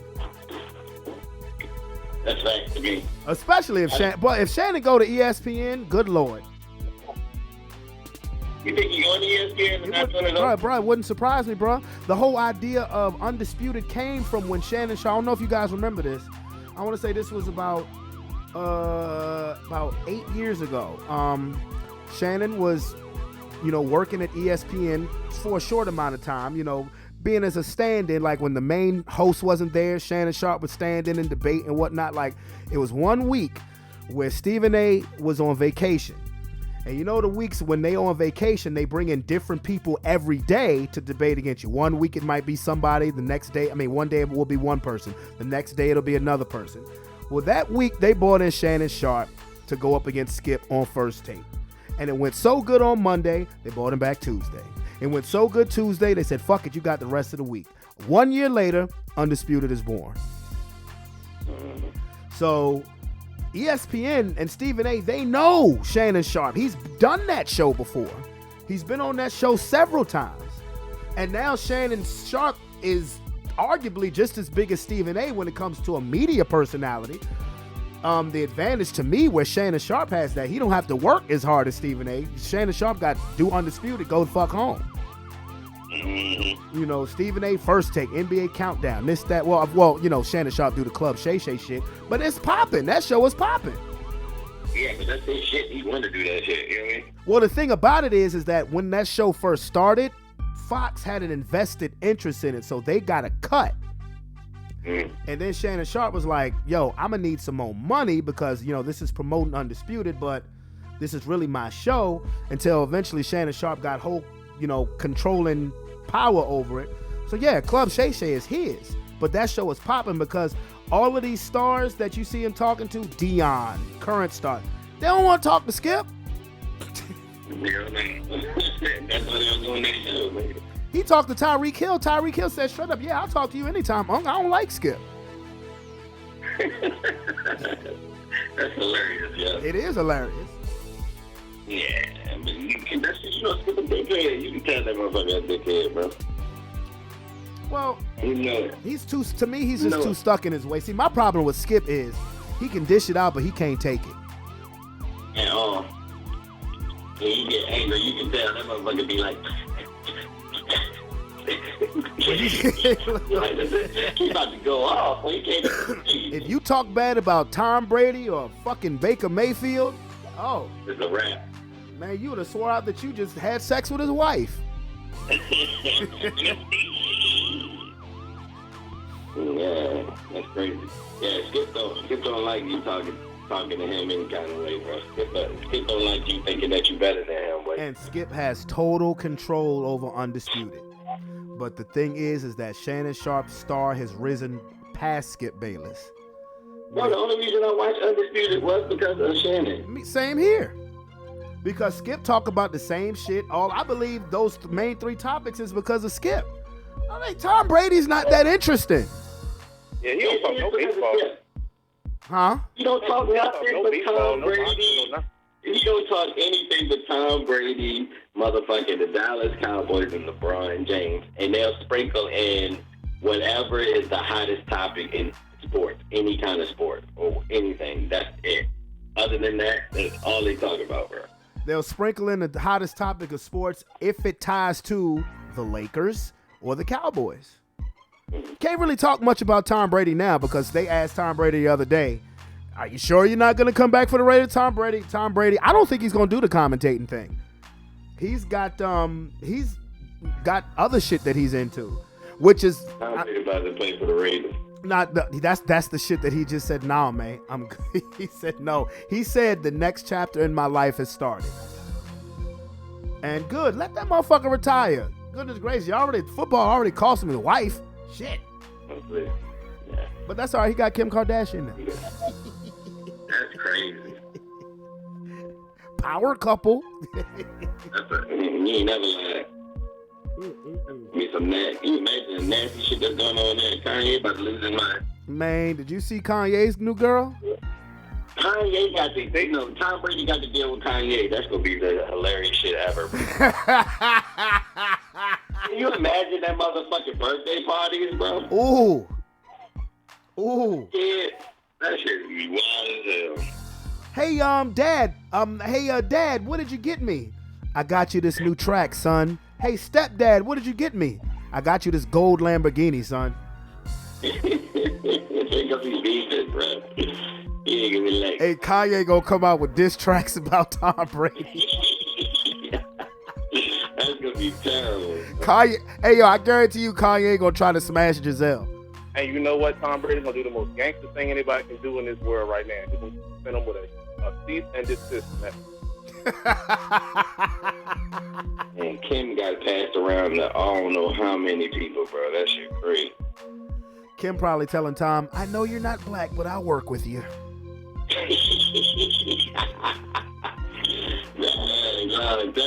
How well, gonna be on all kind of reality TV shows. Hey, if he's not gonna do the commentating, John, if you want to expand his brand, because I think Tom Brady realized that it was gonna be hard to replace Greg Olsen on the A team, because Greg Olsen just got an Emmy for that shit. Last week he got an Emmy for that shit. So Fox probably telling him, well, we can't replace Greg Olsen, but we can add you as part of that team. And I don't know if Tom Brady was really feeling that. I don't know, because again, I don't think he's gonna do. I mean, but that's $375 million leaving on the table. Well, I hope that Kimmy Coochie is worth it. I said, I hope that Kimmy Coochie is worth it. Man, you know, once you get in that abyss, they take you down in that thing. You know, women, you come out the other side a little bit crazy. And you know, when we last talked about this 2 weeks ago, I said the only person who came out regular was James Harden, because I was wrong. James Harden didn't mess with Kim. He messed with Chloe. Yeah. And then, you know, man, they all crazy. James Harden ain't good neither. He weird as hell, too. God. That nigga don't talk. That nigga just pull shit out of his beard. Just do whatever the fuck he gotta do. All right, so let me ask you something. Let's have some real nigga talk. Calvin, I'm gonna ask you first. I think you know where I'm going. If Kim Kardashian wanted to give you them yams, would you do it? Absolutely. Somebody trying to give me shot, ain't it? He didn't ask you nothing, brother. You good? Hey, Sean, same question. Hey, I'm gonna speak for my client. Hey, Calvin, you stupid. Let me put my hands together. Hey, he already said the last podcast they looking for a third.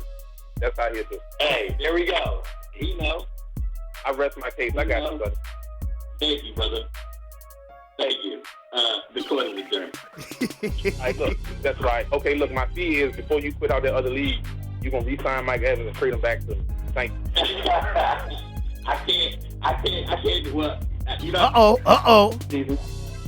Huh?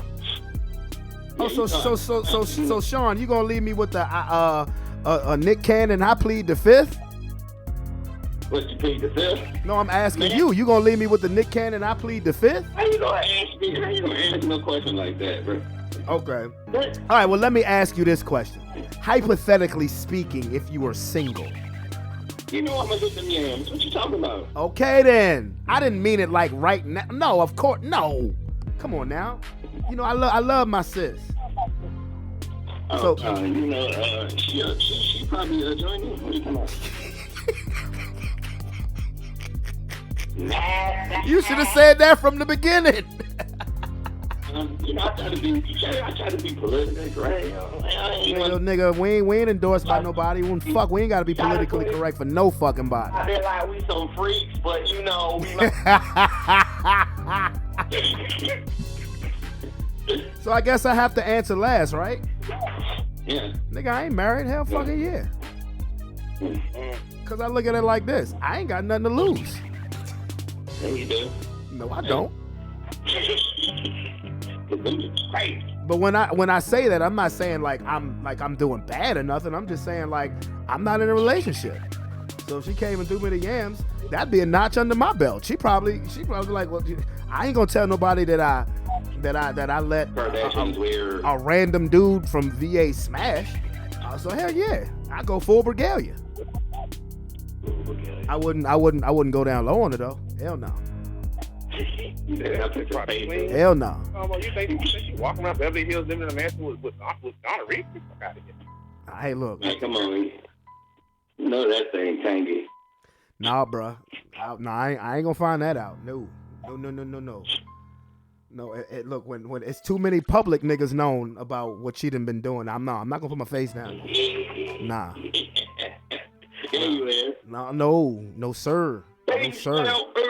No, sir. And I love putting my face down there. I ain't putting my face down there. Fuck no. No, sir. Now, Joy Taylor, poor boy, she could swallow my face. I know that's right. Off the chain. You give a fuck, nigga? What? Yeah, off the chain. He is off the rule. You are off the rule. Let's play this Street Fighter. Bro, I was drunk last night listening to Dolly Parton and James Ingram, nigga. The fuck you in there listening?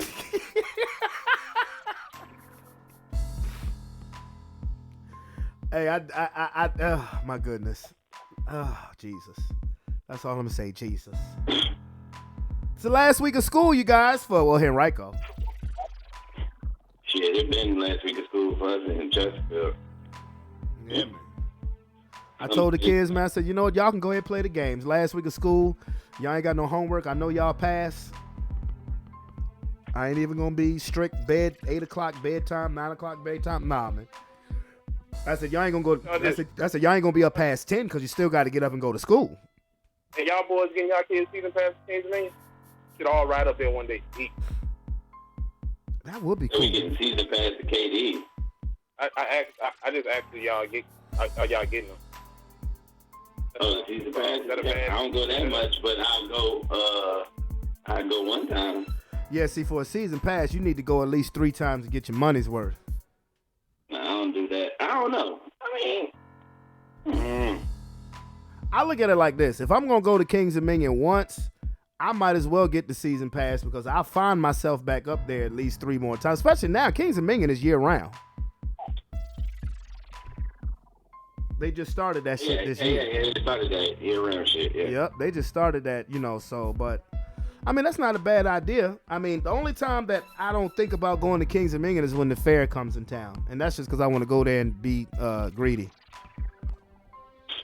Damn fair. I couldn't even tell you the last time I've been to the fair. Oh, nigga, I go there every year. I can't tell. Now, I can't tell you the last time I've been on a ride, but I go there every year. Oh, no, I don't get no ride. Nah, I just go there to crush. That's it. But see, now that I'm not working on Saturdays no more, see, for the last few years, I've always been going on a Sunday sacrificing a football Sunday. Not anymore. I will be there on a Saturday and have my black ass in the house on Sunday watching my Broncos beat somebody. And speaking of which, less than 100 days until the football season start. What a beautiful thing. What a beautiful thing. Who do y'all think DeAndre Hopkins is going to go to? The Buffalo Bills. You think so? Baltimore. I don't know if Baltimore can afford him now. Hey, it's all on what he asking for. May not be nothing else out there. What is he You know what I'm saying? Why get paid all that money to just sit? Well, I think he clearly wants to go to a contender, but if you go to Baltimore, do you think he would want to get more money than Odell? Of course, but I don't. I mean, he's gonna. It all depends on how much he wants, though. For real, too, though, because I mean, he still believes he got it like that. So I mean, he's gonna be active for some change, or if he just want to win from not being able to win so much. Him and Odell are the same age, bro. Yeah. Yeah, but Odell's coming off of damn injuries and shit. And he's getting paid $18 million for 1 year. Yeah. And DeAndre Hopkins was supposed to make 22 from the Cardinals. Mm-hmm. Now, I'm going to say this. If this happens, this team is be another team that could be a serious problem in the AFC. If DeAndre Hopkins goes to reunite with Deshaun Watson, and you got Amari Cooper on the other side, Yeah. yikes. That's going to be crazy. Yikes. That's going to be crazy. Yikes. That is really be crazy. It looks like that's what he's trying to do. Yeah, because that's who I heard is the front runner. I heard Cleveland is supposed to be the front runner. Yeah. That would be the smartest move for him. Because you still not being, I mean, he got to understand that he's 31 too, so he know that a lot of teams out here really trying to invest in those 31-year receiver. I don't care. Well, it depends because you could say that. Okay, remember he was suspended for the first 6 games of last year for the PED use, so he played in 11 games and still put up damn near 800 yards. So you think about if he had 6 more games to that. At minimum, even if he had a couple of off games, at minimum, you're still looking at around 1,200. Yeah. But then, then you get, like I said, you put him with a quarterback that he's familiar with Deshaun Watson, knowing you got a speed burner on the other side. They're 2 very precise route runners. If he goes to Cleveland, that's problematic. Cleveland was already going to be sneaky good anyway, I believe, on the strength of just giving Deshaun Watson a year back for football, and now he's back OTA and all that. I believe that too. So they were already going to be sneaky good to me. Bro, it sucks for the AFC because there's a lot of good-ass teams over there, bro. A lot of good-ass teams over there.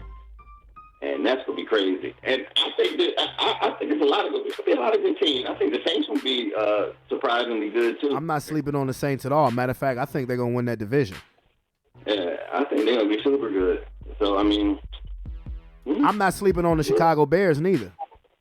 Oh yeah, the Bears too. Yeah, with Justin Fields, because they know the formula. The formula is out there, and they look like they doing that, and that's what all the players they brought up and picked up. So. I'm not sleeping on the Saints, Bears, or the Detroit Lions.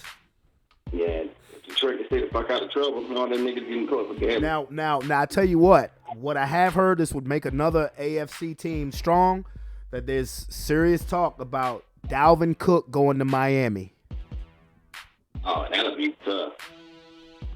Miami gonna be tough anyway. All the acquisitions they do. Bro, if Tua can stay healthy, bro, Miami's a problem. Stay healthy. Yeah, man. Again. That's why everybody is like penciling the Jets in. I'm like, are you sure? Like, even though I know all the young talent that the Jets got, are in that specific division, are you sure that they won't finish in 3rd place? Now, that still may be enough for you to make the playoffs. But if I like the Jets, but I don't like Aaron Rodgers, bro. I don't want them to fail. Damn. Aaron Rodgers is my new Tom Brady. I want him to retire too. Get the fuck out of here. Well, he has a very narcissistic personality to him. That's what I'm saying, bro. He always be putting that shit on everybody else when he trash. Fuck out of here. You the MVP. You can't win on your home field. Talking shit about everybody else. They putting in the work, man. Fuck out of here. But out here trying to look like Nicolas Cage, long ass hair first. I'm fucking weak. Yo, you dumb. I hate that. I don't like that shit, bro. Don't put that shit on yourself. Talk about what you can do better, bro. Well, that's the difference between him and Brady. Brady actually would do that. I was just sick of his ass. I ain't never say Tom Brady wasn't a great leader. I was just tired of him. I know Tom Brady, man. I was sick of Tom Brady. Once he won Super Bowl number 4, I was like, bye, nigga. Bye. Nigga, that nigga winning all the time. You know what? Yeah, because when he won Super Bowl number 4, there had been a 10-year gap between championship number 3 and championship number 4. But then I'm like, okay, nigga, bye. And when he beat the Falcons, I was like, okay, you got it. If there's no other better game to walk away from than that one. But here he come again. Here he come again. Here he come again. Bitch, bye. Go be with your wife. Go be with your kids. He's a great leader. Now, Aaron Rodgers is just a jackass. He's just a jackass, and the NFL has let Aaron Rodgers punk them so many times. This nigga is telling you he do drugs that's illegal in the country. And what did y'all do about it? Nothing. This nigga during the pandemic season tells you he's immunized. That goes over everybody's head. Walks around with no mask on, and when you find out that he hasn't been vaccinated, how much do you fine him? You fine him $1,100. Yikes. What's that? They don't care. That nigga farts out $1,100. Big fact. They know what they were doing, man. Let that man do whatever the fuck he want to do, man. Whatever. I hope we think it's all sweet and funny out here trying to look all goddamn, oh, let me slow motion and throw to my wide receivers. I can't wait for them to smack his ass. What if on the first game his ass, oh gosh, I don't want to say that. Never mind.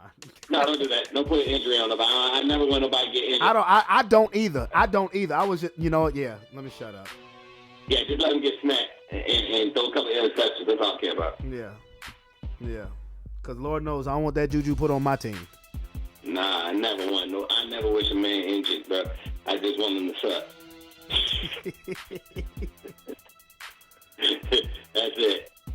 That's it. I'm gonna tell you who my dark horse team under NFC is. Yeah. The Tampa Bay Buccaneers. With Baker Mayfield. Stop trying to make this nigga feel good. You know good goddamn well Baker Mayfield some trash. What do you want, Brandon? Shut up.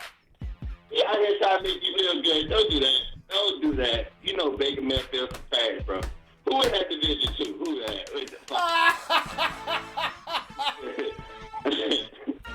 That's the division with the Saints, Falcons, and Panthers.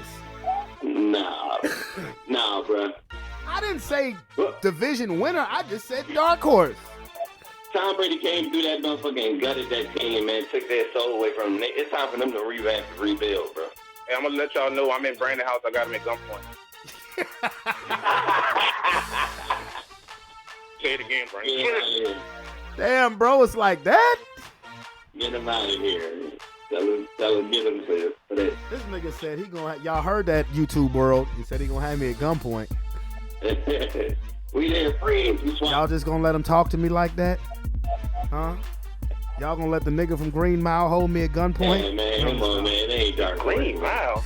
Yo, you remember that Dave Chappelle skit when they had found out that he had got that big contract and everybody was trying to extort him for money and he had the bodyguard. He said, "You just gonna let him talk to me like that?"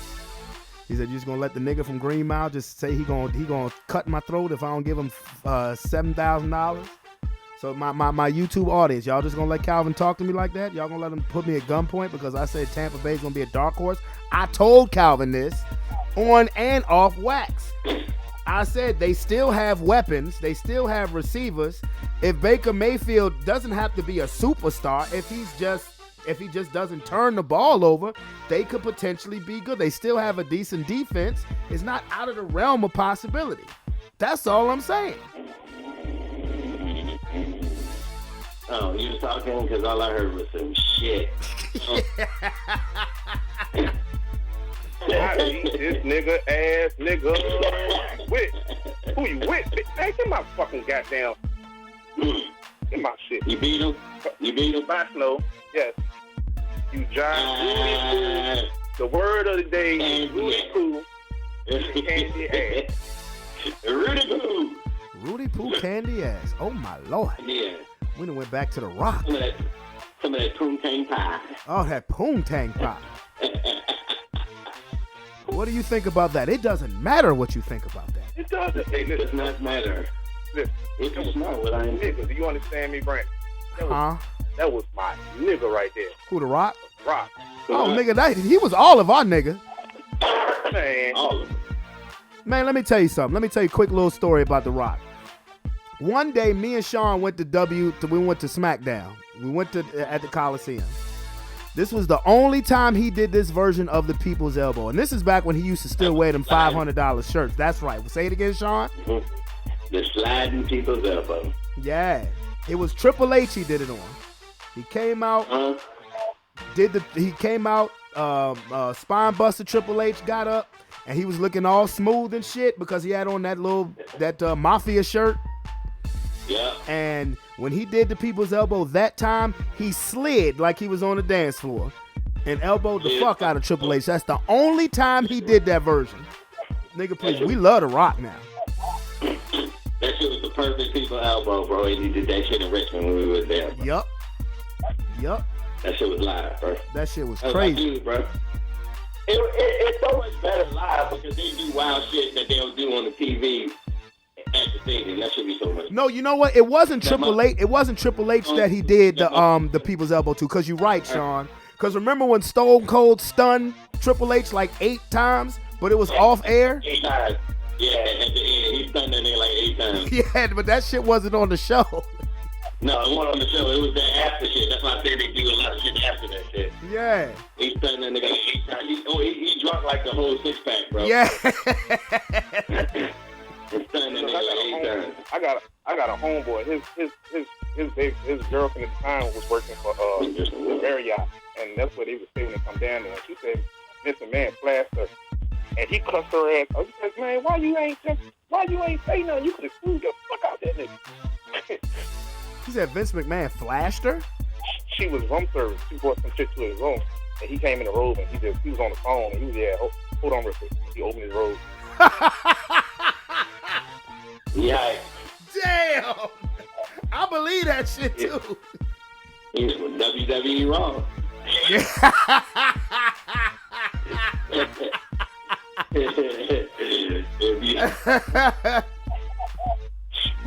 Oh shit, I believe that shit too. I believe it. This motherfucker about to sell WWE to Saudi Arabia. I don't know if y'all heard about that. Yeah. That's wild. That shit been a plump. That shit crazy. But anyway, fellas. This has been fun again. So, I'm about to go downstairs and spend some time with these little ones before I put them to bed. They hype as a bitch last week of school. Yeah. So, anyway, brothers. Till next. Oh, quickly. What do you think about the finals? Sean, you go first. It's a mismatch, and I'm surprised they even won that game yesterday. Still think they were gonna be there. Calvin? Well, I don't know if you know, I just went to court and got custody of my kids. And all I want to do. Oh, congratulations. Thank you. I just want to strive to be what Jimmy Butler did. I want to be to them what Jimmy Butler did to the Miami Heat. You know what I'm saying? But no, this is the better team that's gonna win. You know what I'm saying? Just like last time. That's why they was all LeBron. He lost on it. He took an 8 seed. You know what I'm saying? They're not actually like the rest of the NBA. You know what I'm saying? So they put together. The NBA gotta be, because of course you want your team to be sexy. So they're not sexy. They just fundamentally sound. They just, and the best player is not a sexy position. The center is not a sexy position no more. The Spurs won't Texas. The Spurs what? The Spurs won't Texas when he had Tim Duncan in them. Oh yeah, right. They were sexier than these cats. Right. Nah, them was a boring ass nigga. Wait a minute, you saying the Spurs was sexier than the Nuggets? Yeah. No, sir. I tell you why. Because they didn't have a player as electric as Jamal Murray. Everything else I give you. I'm not talking about that. I'm talking about from a PR thing. Oh, okay. I ain't talking about far as the fundamental. Well, you know what? You know the only reason why you would be right on that is because this is Denver's first time there. Exactly. So yeah. They ugly. They the ugly girl right now. But once they start to winning, they'll be sexy. That's what I'm saying. What I'm saying is the Denver's gonna win it, even though they're not the sexy pick. They're gonna win it. You know what I'm saying? Well, I mean, a lot of people love the story. Miami 8th seed, been average at best all year. I mean, so that's the story that people want to see. But I agree. I think Denver's going to win. But I'm actually glad that, Jokic is getting this attention because that's a bad motherfucker right there. Yeah. Big clumsy ass. That nigga look like he be hurting that. That's a bad motherfucker, though. Right? Yeah. But anyway, fellas, I'm gonna get at you guys. Calvin, I'm gonna hit you up in a bit. Okay. All right, brothers.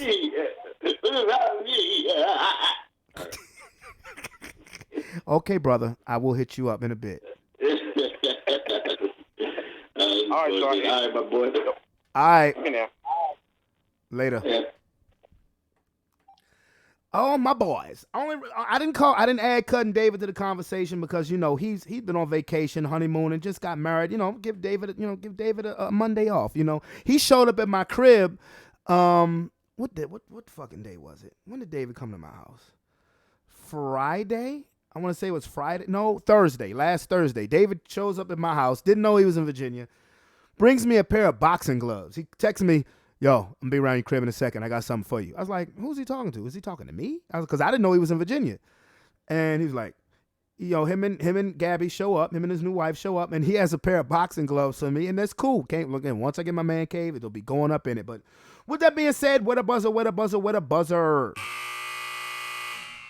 Oh, man. Another great episode of Sports Plus Life. And definite shout outs to Tony, Sean, and Calvin, you know, for, you know, making it possible to have the content that we had, most definitely.